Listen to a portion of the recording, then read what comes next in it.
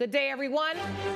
I was born and raised in Detroit. Growing up there, I saw people like me running things. This is a courtroom, not a circus, so we're gonna calm down. I'm sorry. What I found there was a passion that I didn't know existed. This is the bottom line. I'm excited to free fall into the limitless possibilities with we the people.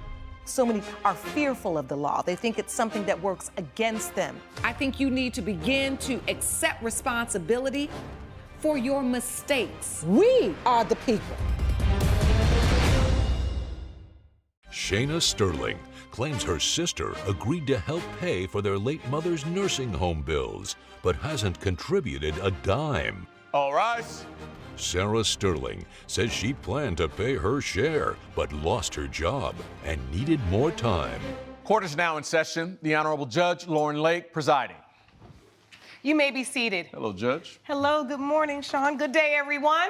Good day. This is the case of Sterling versus Sterling. Ms. Sterling, you are suing the defendant for $3,500 for breach of contract. You say the defendant failed to contribute to your late mother's nursing home bill as agreed. Is that correct? Yes. Defendant, you say you were unable to contribute due to being laid off. Is that correct? Correct. All right, so you all are sisters. Yes. Yes. And you've lost your mother. I'm so very sorry for your loss. Thank you. I know how hard that is. Let me start with you, Ms. Sterling. You say your sister owes you $3,500 for breach of contract, and this is all surrounding a nursing home bill. Yes, For your mom. something that we agreed upon over text. I'd actually been asking her over and over and over again to put her in a home. And although she's been thinking that it's okay to take care of her at home and our mother was better off, it just wasn't the case. I'm a physical... So let me just understand. So your mom was staying with your sister at first? Yes. You were caring for your mother, Ms. Sterling? Okay. And so at that time, it was determined by the doctors or by the family that she should go into a nursing home facility? Who decided that? Family, apparently. Okay. I'm a physical therapist. I know what I'm talking about. I had to literally bite nails for her to agree. How long had your mom been living with you, Miss Sterling? 2.5 years. So you'd been taking care of her? Yes. Pretty much by yourself? Yes. And she lived there full time with you? Yes, ma'am. Did you have anybody else living in your home? No, it was just her and I. Okay. And did your sister help? Not physically. She was there for the calls and she was checking on her over the phone, but we seen her maybe once, twice a month. How many other siblings do you have? Any? It's just us. Just you two. Okay. You, Ms. Sterling, in your professional opinion as a therapist, you felt like your mom needed additional care. Yes, her stroke was severe. And whenever I called her, Here's where we see deep emotion clash with clinical expertise. Shayna, the physical therapist, says her mother needed professional help. Sarah, as the in-home caregiver, insists she did her best. And this part hits hard. Your best wasn't enough. That's more than a courtroom moment. That's a gut punch. But legally, Shayna's argument is gaining traction. The court is starting to see this wasn't just a disagreement about care. It was a decision that came with financial expectations and now consequences.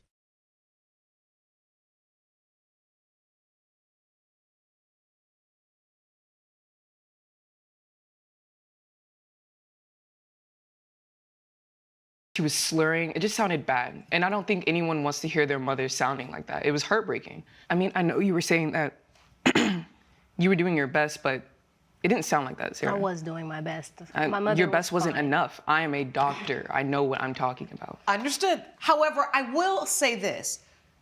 Two things can be true. Your sister could be doing her best, and your mom could have needed additional attention. Yeah. So can you take me to the part where you obviously say a contract was formed. Talk to me about when you felt like this contract was formed concerning the $3,500 in medical expenses. Yeah, so I actually have our text messages right here for you. Sean, may I see those, please? I'll take the whole folder here. Yeah. Thank you. Mm-hmm. So Sarah and I, we came to a decision that me and her were going to split our mother's bills 50-50. And it was hard to get her to agree, but she did agree. So you're saying this isn't my field. I'm in the medical field. I Yes. understand. This is what's best. So you all shared a series of text messages. Yes, ma'am.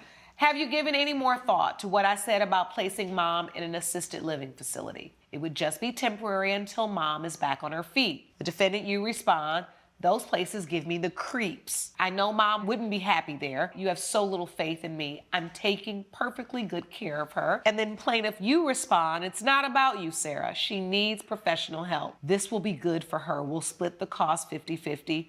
Okay, fine. Just let me know how much I owe you, I guess. This is what you're saying the contract was based upon. Yes. So what happened? Why are we here today? Because I told her that I have been laid off from my job. She knew that prior to all of this happening, and I'm still trying to get back on my feet since our mother So passed. when you were laid off, did you type this I did. before you were laid off or after? This was after. I was laid off around the same time that my mother got sick and she had her stroke. So I took that time to take care of her and be there for her and provide all of the help that she needed. And I didn't look for more work because she needed my help. She was my work. Until Shayna came along and felt like she knew it was better for our mother and put her in an unfamiliar environment where essentially she passed away. Coming up, It's literally been Okay, months, and all so I'm looking you're for is a admitting time in frame. open court that you did tell her you would pay her. I did but agree to you pay. just needed more time to pay. Yes, she wanted the money right then and there, and that's what led us here. and later, Who wants to be bothered with that on a vacation? Your Honor, we were not being that loud. I think she went out of her tent and was listening. She was kind of being like a peeping Tom. if you'll be in the Los Angeles area and want to bring your case to court, call 1-888-552-6878. You're watching Emmy-nominated We the People with Judge Lauren Lake. We're back with the case of Shayna Sterling, who is fighting with her sister, Sarah Sterling, over a nursing home bill. At what point, after you lay your mom to rest and you're dealing with all of this grief, does this $3,500 resurface? This is the most jaw-dropping moment so far. Shayna sent Sarah the invoice just one day after their mother passed. Let that sink in. Grief barely had time to settle, and the bills were already on the table. Some viewers might see this as heartless. Others might say it's responsible. But here's what matters in court. It shows urgency, and it shows Shayna was serious about that agreement. Balance scale legally relevant or emotionally insensitive. Drop your thoughts in the comments. Well, it's funny you ask. We weren't even able to lay her to rest before I received an invoice from my sister. Yeah. She sent me the invoice the day after our mother passed. So, The day after? Yes, because it was urgent. I have a family and I have responsibilities. And up until that point, she'd really been evading the question. And I needed it done. We were both hurting, but life doesn't stop just because somebody's dead. And so you receive an invoice the day after your mom passed. What do you say, Ms. Sterling?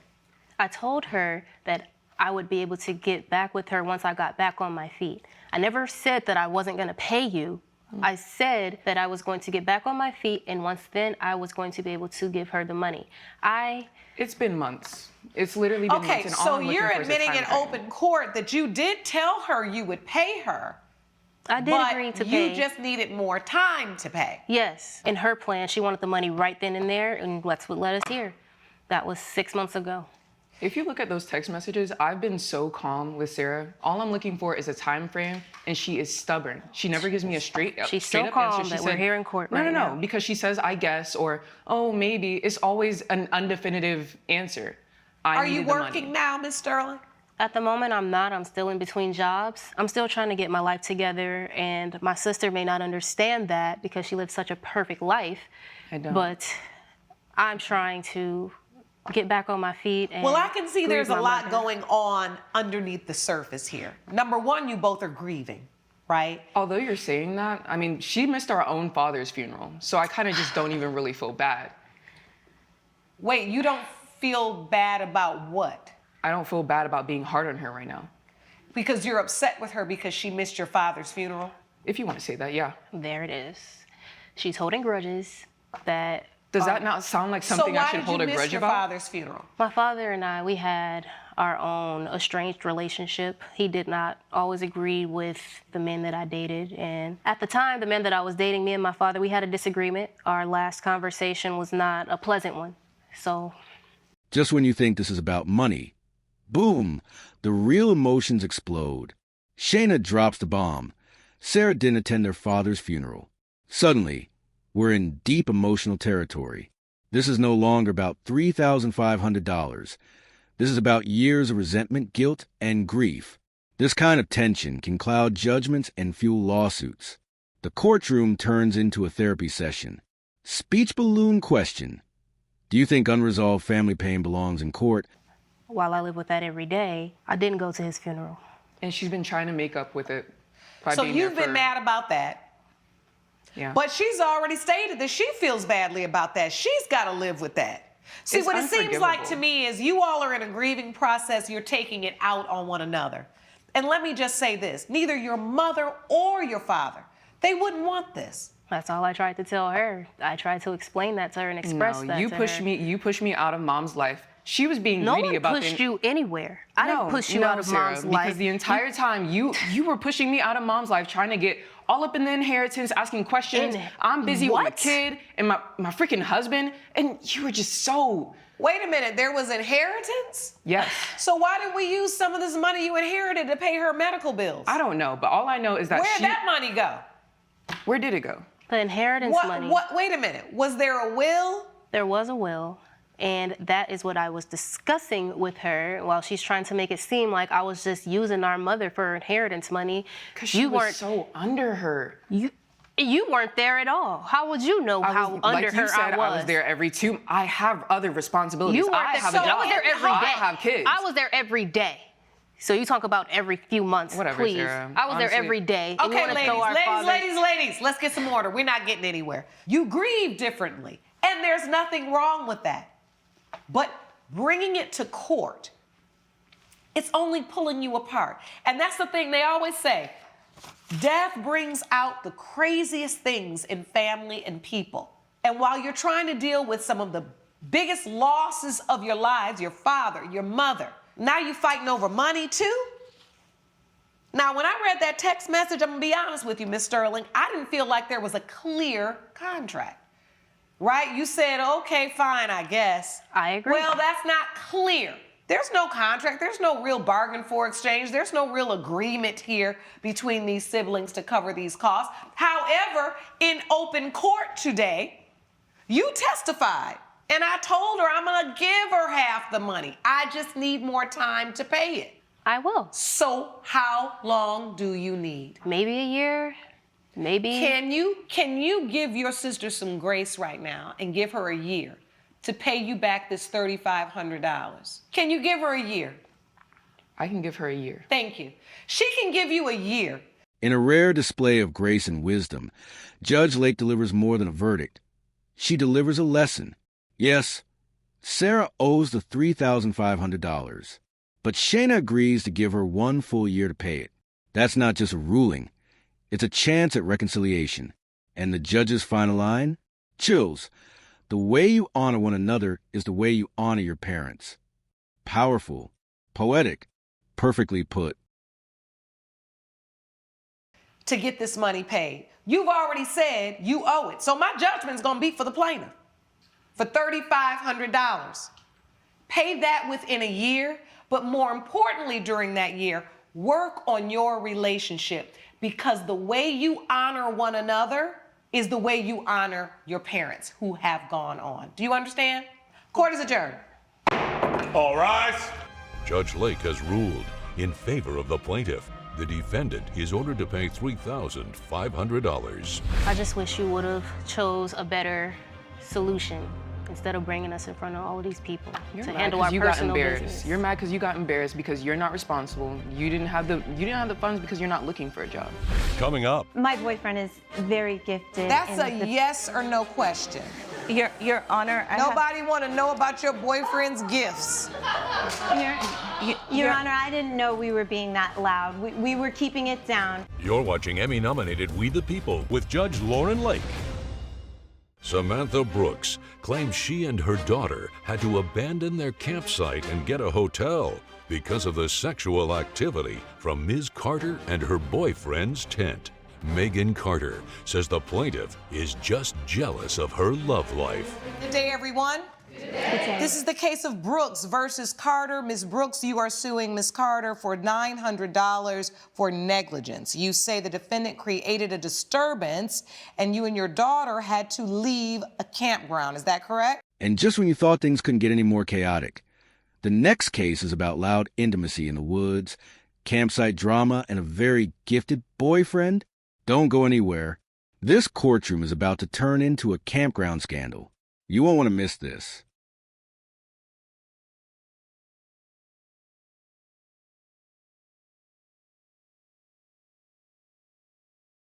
That is correct. And Ms. Carter, you say that the plaintiff is overreacting.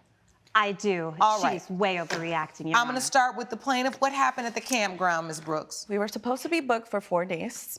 On the first day, she failed to mention that she was going to bring her boyfriend. Do you all know each other? Yes, Okay. we are acquaintances.